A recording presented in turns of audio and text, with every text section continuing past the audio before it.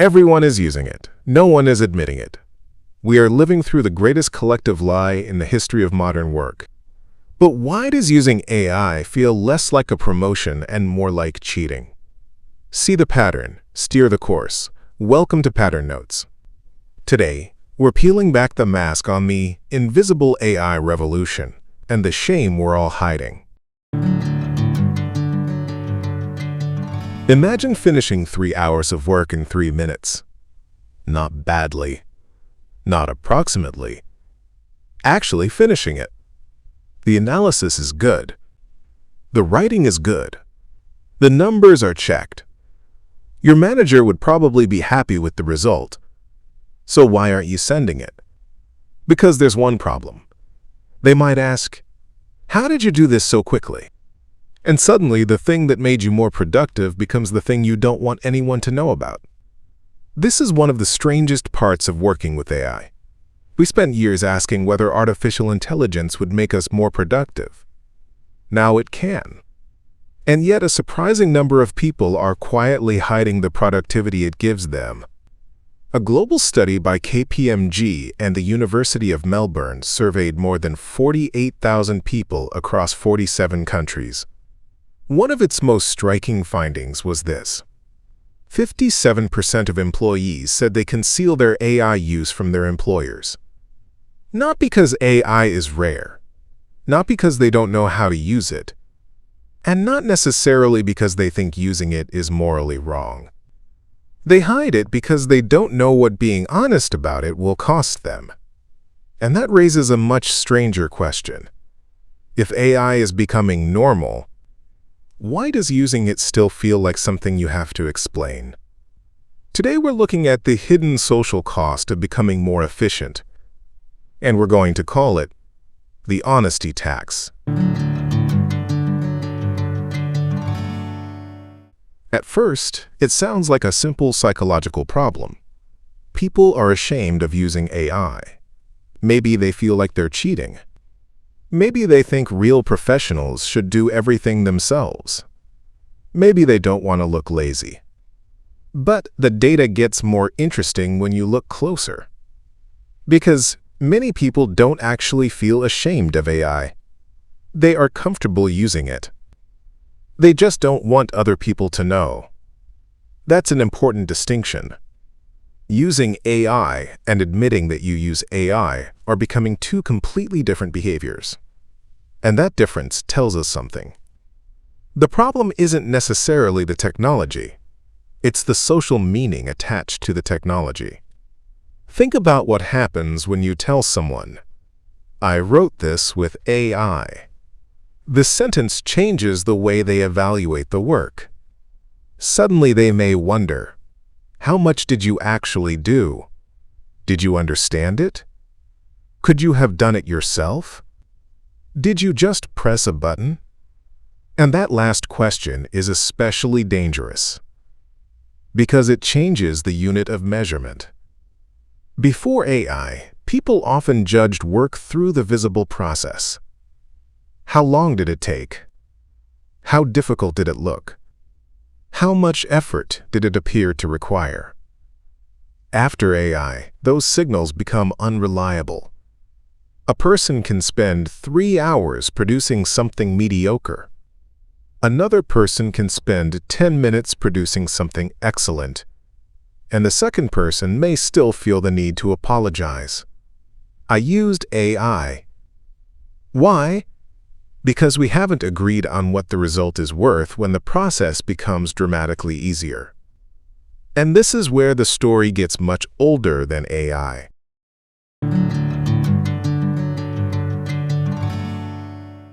In 1911, Frederick Winslow Taylor published The Principles of Scientific Management. Taylor was obsessed with efficiency. How quickly could a worker perform a task? How much could a factory produce? How could every movement be measured? But Taylor also encountered something that should sound strangely familiar today. Workers deliberately limited their output. He called one form of this behavior systematic soldiering. The basic logic was simple. If workers demonstrated that a task could be completed much faster than management expected, that speed could become the new standard. And once the new standard existed, it was very difficult to take it back. Imagine producing 50 units an hour, then discovering a way to produce 100. You might expect the reward to be, "Congratulations, you just doubled your productivity." But the worker might reasonably think, or maybe tomorrow they'll expect 100. The problem wasn't that the worker hated efficiency. The worker understood incentives. So sometimes the rational thing to do was not to reveal the full capacity of the system. Not because the worker was lazy, because revealing the capacity could change the rules. Now move forward more than a century. The factory floor disappears. The computer replaces the machine. The worker becomes a knowledge worker. The product becomes an email, a report, a presentation, a piece of code, a legal document, a marketing strategy. And suddenly, the same problem appears again. Only now the machine is sitting inside your browser. AI can reduce a 4-hour task to 40 minutes, sometimes 10, sometimes 3, and the worker has to make a decision. Do I reveal the real speed? Because if I do, does the 4-hour task disappear? Or does 4 hours of work simply become the expectation for what I can now produce in 40 minutes? This is why AI concealment is not simply a technology problem. It is an incentive problem. And once you see that, the behavior starts to make sense. But there is another reason people hide AI. And this one is much more uncomfortable. AI doesn't only make work faster. It makes certain kinds of competence easier to measure. A recent survey of more than 10,000 working adults found something striking. People weren't only worried that AI would replace them. A much larger concern was that AI would expose what they didn't know how to do. That's a very different fear. Replacement means the machine can do my job. Exposure means the machine can show everyone what my job was actually worth. Think about that. For years, professional experience carried an aura. 10 years in the industry. 5 years managing clients. A decade writing reports. 20 years designing. Experience was difficult to measure. You could not easily separate skill, habit, knowledge, tradition, and simply doing something the same way for a very long time. AI changes that. Suddenly someone can ask, how long should this actually take? And the machine gives an answer. Suddenly the comparison becomes uncomfortable. Not human versus machine, but human versus human with machine. And that changes identity. Because if a person who has been doing something for 10 years can suddenly accomplish it in 15 minutes with AI, what exactly were those 10 years buying them? Experience still matters. Judgment matters. Taste matters. Context matters. Responsibility matters. But the old evidence of competence becomes weaker. The visible struggle. The long hours. The complicated process. The impressive amount of time spent. All of these used to function as signals. AI is quietly destroying those signals. And when the signals disappear, people start performing them. This is where something almost absurd begins to happen.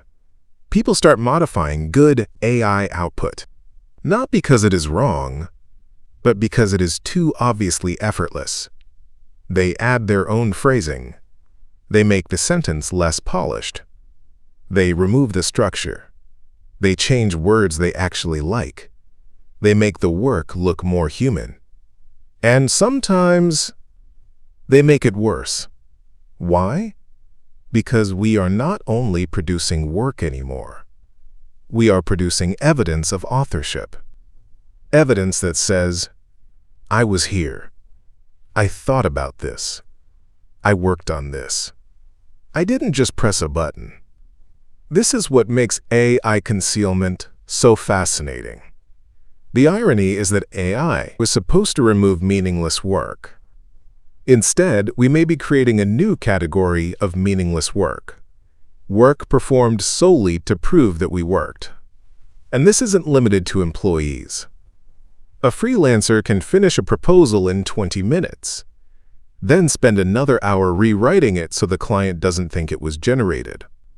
A creator can use AI to research an idea, then deliberately avoid mentioning it because the audience might question the originality. A manager can use AI to prepare a presentation, then spend more time pretending the presentation emerged from a 5-hour strategy session. A programmer can generate a solution, then worry that admitting it will make their expertise look smaller. Different professions. Same behavior.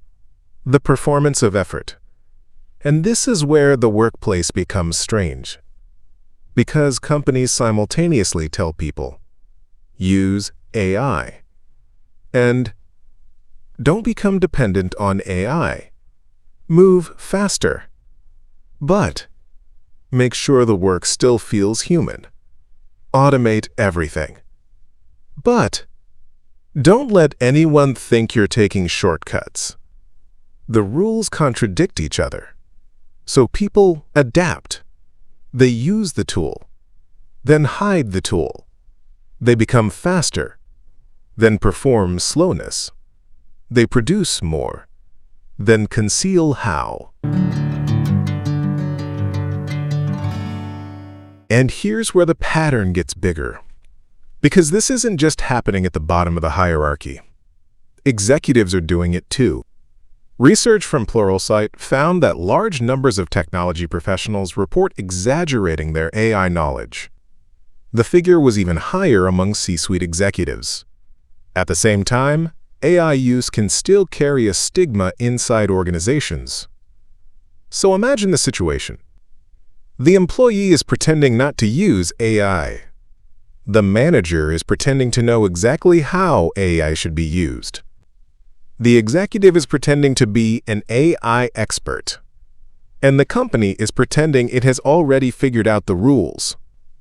Everyone is performing with certainty, inside a system that is still being invented.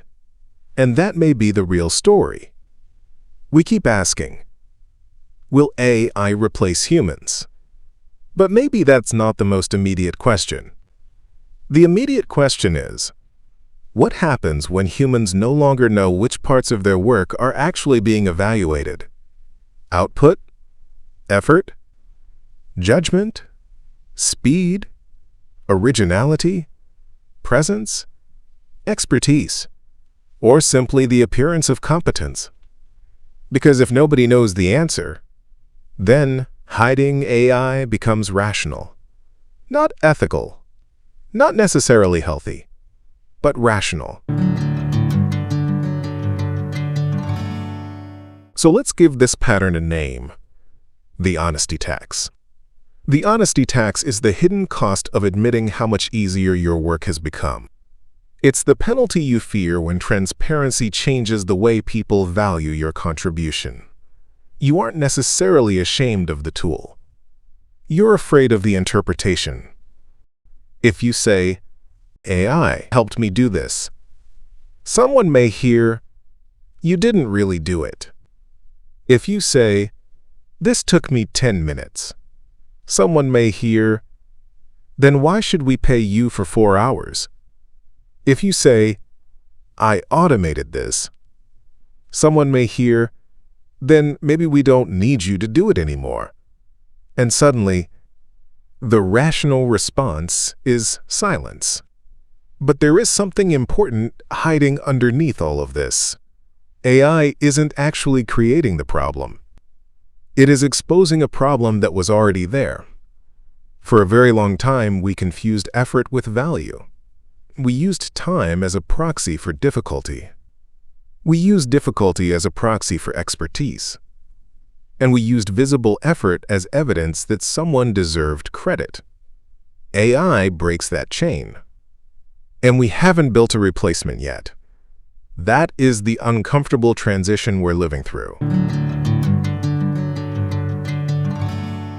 Maybe the strangest thing about AI isn't that it can write, or code, or analyze, or design. Maybe the strangest thing is that it is forcing us to ask a question we avoided for generations. What exactly are we paying people for? The hours? The process? The struggle? The knowledge? The judgment? The responsibility? Or the result? We don't know yet. And until we do, people will keep hiding the secret tab. Not necessarily because they are ashamed, but because they don't know what honesty will cost them. That is the honesty tax. And perhaps the next stage of AI won't be learning how to make machines more human. It will be learning how to stop measuring humans by the things machines have just made cheap. If this pattern feels familiar, you are not the only one noticing it. Share this with someone who might need to see it. And if you want to keep exploring the hidden patterns behind our changing world, subscribe to PatternNotes. Old patterns. New questions. See you next time.